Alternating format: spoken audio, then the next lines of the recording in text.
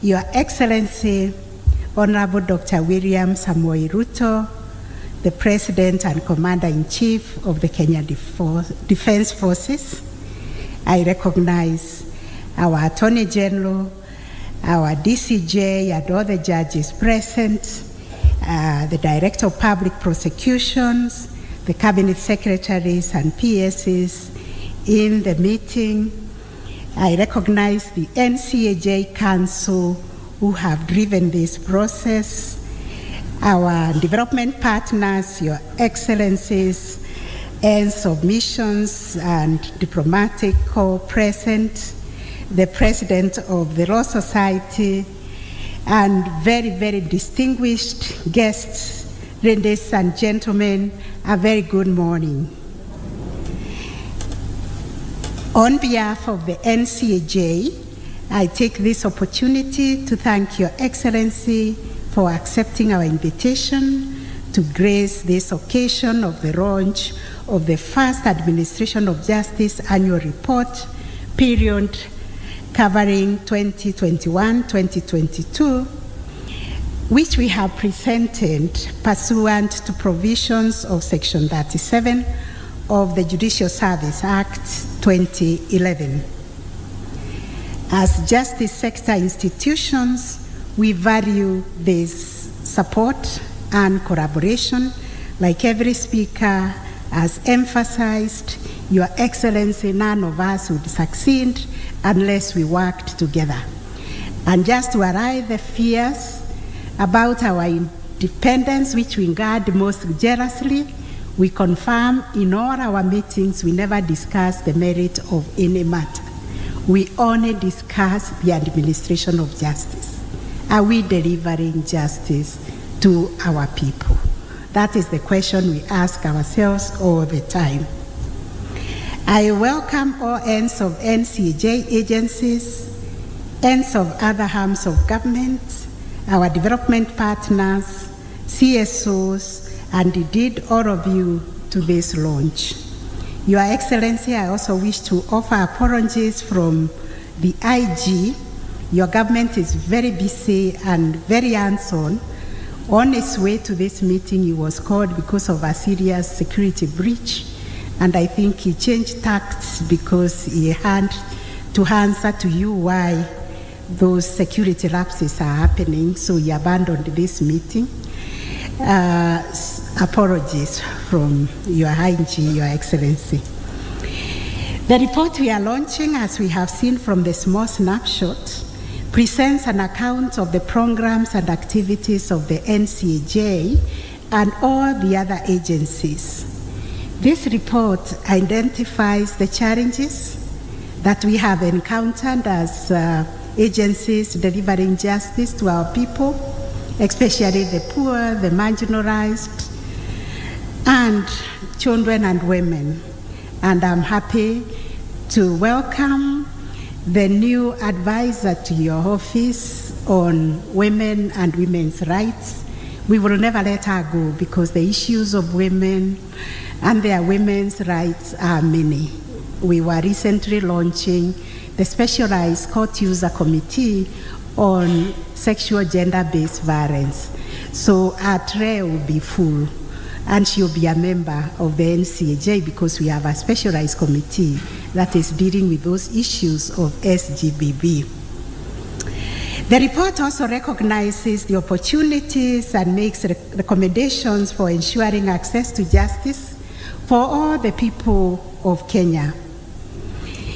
In implementing our programs at the NCAJ, we are guided by the strategic plan that we have been following, which has its underpinnings in Kenya's Development Blueprint Vision 2030 and our international obligations under the Sustainable Development Goals. And of course, we have looked at Your Excellency's policy on the bottom up, and this is what we are calling access to justice for the marginalized, the poor, and the underprivileged.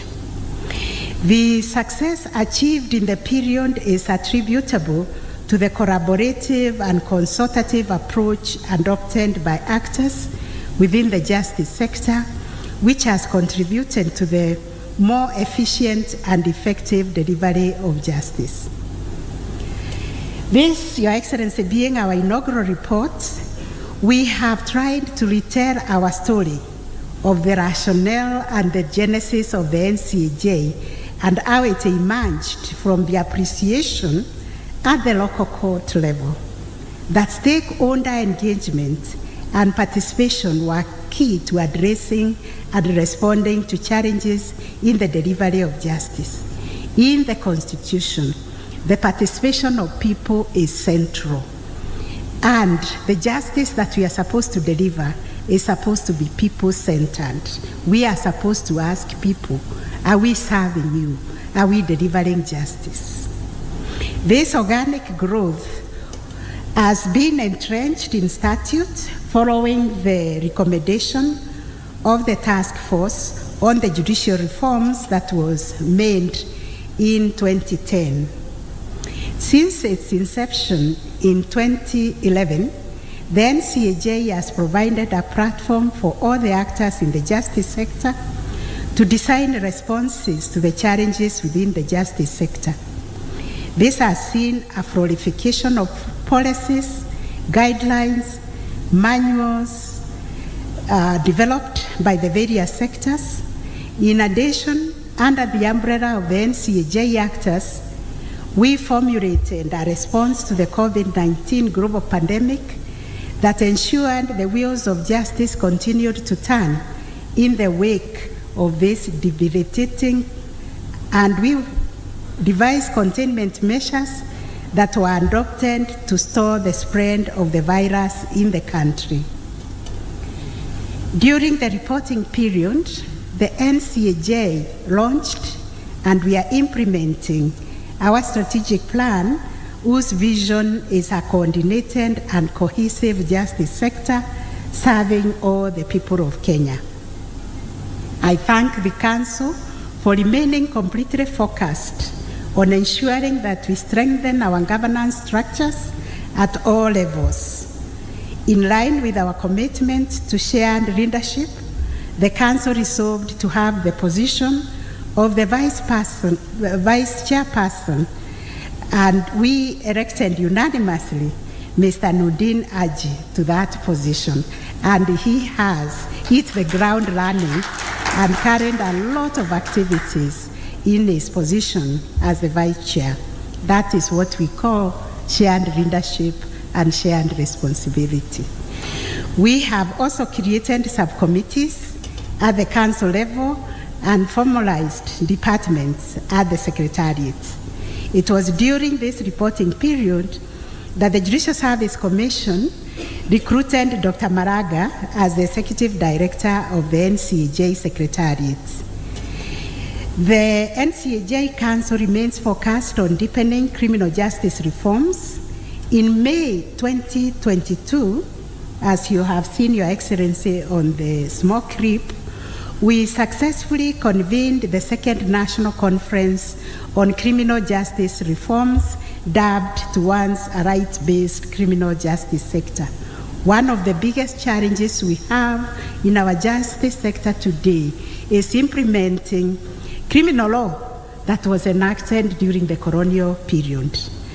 Therefore, during this conference, participants delved on topics such as leveraging technology to enhance access to justice, ensuring that we safeguard human rights in the administration of justice, that we enhance access to justice for the vulnerable groups, and tackling corruption in the justice sector and in our country at large.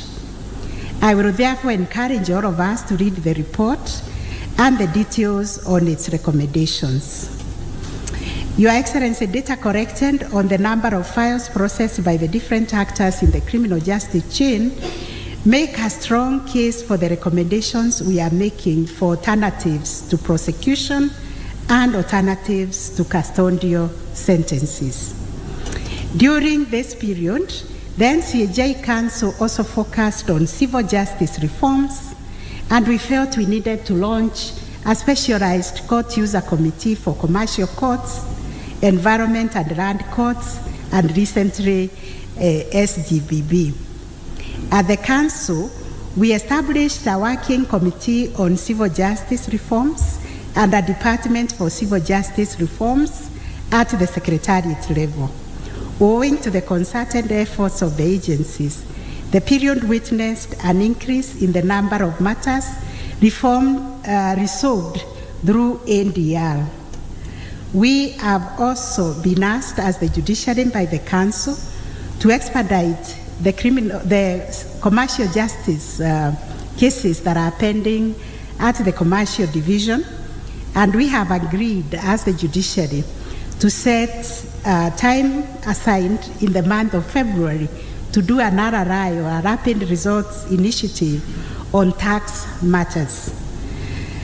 At the heart of the NCAJ lies the court user committees, which is the novel approach increasingly recognized at the regional and international level as a best practice in the administration of justice. I've been called to share our experiences outside of Kenya on how we run the court users committees.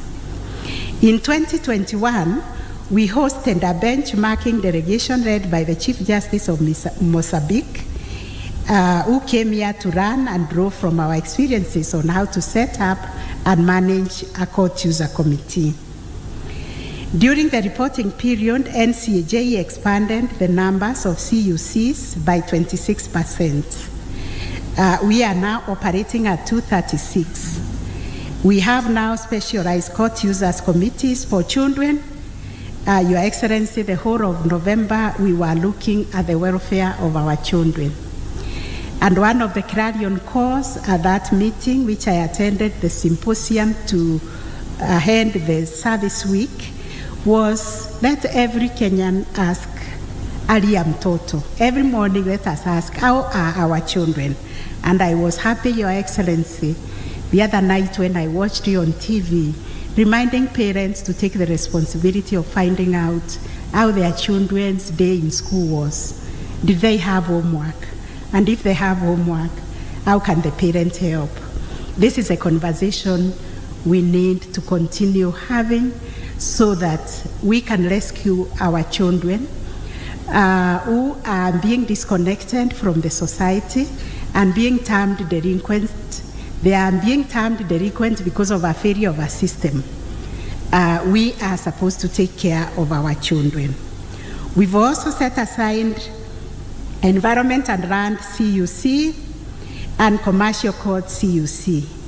At the grassroots level, CUCs are instrumental in unlocking barriers to the administration of justice. I am based here in Nairobi with the Deputy Chief Justice. We are not in every court. So we've been calling upon our ends of stations, our presiding judges in the region to take charge of the leadership of the CUCs, together with the DPP and the AG office. They run very vibrant CUCs with other agencies. Most of them have devised very effective case clearance innovations, enhancing the overall performance of our justice system. It is apt to recognize a few of these pace setters, such as Kapsabet Law Court CUC, Vihiga Court CUC, Diwa CUC. If their representatives are present, I would actually invite them to stand because they have been very, very innovative so that Your Excellency can recognize these are our champions for how we can join hands together and work together for the benefit of our people. Thank you very much, and please be seated. The efforts of the NCAJ Standing Committee on the Administration of Justice in Children Matters bore fruit with the enactment of the Children Act 2022. Implementing the Act, Your Excellency, will contribute greatly to protecting children's rights. Working with the judiciary, the committee has now institutionalized November as the Child Justice Service Month. This intervention has contributed to increased awareness of child rights and needs within the justice sector and accelerated disposal of matters, as well as raising awareness within the society who is a child and what is the requirement, what is parental responsibility, what is community responsibility over a child. The NCAJ, in acknowledging the unique vulnerabilities of survivors of victims of SGBV, revamped our working committee on sexual and gender-based violence and developed standard operating guidelines on sexual and gender-based violence. We also recently launched the National Specialized CUC for SGBV courts to consolidate our efforts to ensure that these cases that the country decided the offense of sexual violence is unacceptable are heard and determined in the most efficient manner. While we were launching this court, our attention was drawn, Your Excellency, to harmful practices that are taking place in some corners of this country, where young girls are being prepared for FGM. And Your Excellency will be inviting you to take up, to be one of our champions, to say, in the year 2022, in this century, we cannot have little girls being removed from school, to be subjected to FGM, to be subjected to early marriages, little girls to be doing exams from the maternity wing. We have to say no to sexual and gender-based violence. We must protect our society, we must protect our children, because at the end of the day, they become a burden to the government. The government will have to look after the mother who is a child and the child who is born. So we have to protect ourselves, and NCAJ recognizes that we have a role to play in that, because our members of the court users committees are present in those sites, in those locations, and therefore the question we'll be asking within ourselves is who is sleeping on their job, because there is a county commissioner, there is a chief, there is a OCS, there is a OCPD, there is a court within the region. Why are these activities going on? That is a big question we'll be asking ourselves when we meet in our own assembly, Your Excellency. So NCAJ recognizes that we have to fully harness technology and the potential it brings in accessing justice.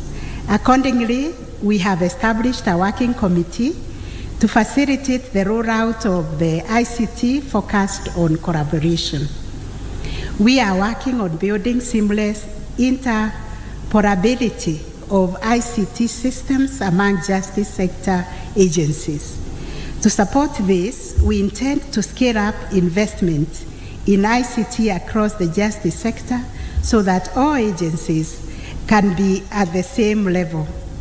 Given our strong belief, and also which we share with Your Excellency, on the effectiveness of ICT as an enabler also of justice, we hope that the National Treasury can ring-fence budgetary allocation specifically targeted to ICT for justice sector agencies to ensure undisrupted delivery of justice. The report also identifies challenges that have continued to plague the sector. These are limited resources, human and financial capacities. In addition, we observe that there have been instances of overlapping mandates between the institutions that are played out negatively in public. In the next financial year, Your Excellency, the NCAJ will prioritize the finalization of the draft bill, the development of the ICT policy. We also hope to strengthen and institutionalize the CUC, reforms focused on the vulnerable groups, broadening our network of collaborations, both state and non-state actors, and formulating coordinated responses to corruption. We will look at the National Treasury and our development partners for continued support. And as I conclude, Your Excellency, I would like to recognize the work and commitment of the NCJ Secretariat, the working committees, and our CSO partners, and the contribution they have made to the success of NCJ, which we have captured in the report. The council that I chair remains absolutely committed to supporting the work of the Secretariat and working committees of the NCJ and strengthening the partnerships that we have enjoyed from our development partners. Finally, please join me in celebrating the team that has worked tirelessly to compile the report that we are launching today, led by Dr. Moses Maraga, the Executive Director of NCJ, our valued development partners, CSOs who have partnered with us in financing many of the programs covered in the year under review. Once again, Your Excellency, I thank you for making time to come and encourage us, because we are all about interagency, interdependence, collaboration, and cooperation, because at the end of the day, we serve one Kenyan. The one Kenyans have named Wanjiku. So God bless you and God bless Kenya. And now it is my very, very singular honor and privilege to invite Your Excellency, the President, to deliver your keynote address to us this morning. Thank you very much.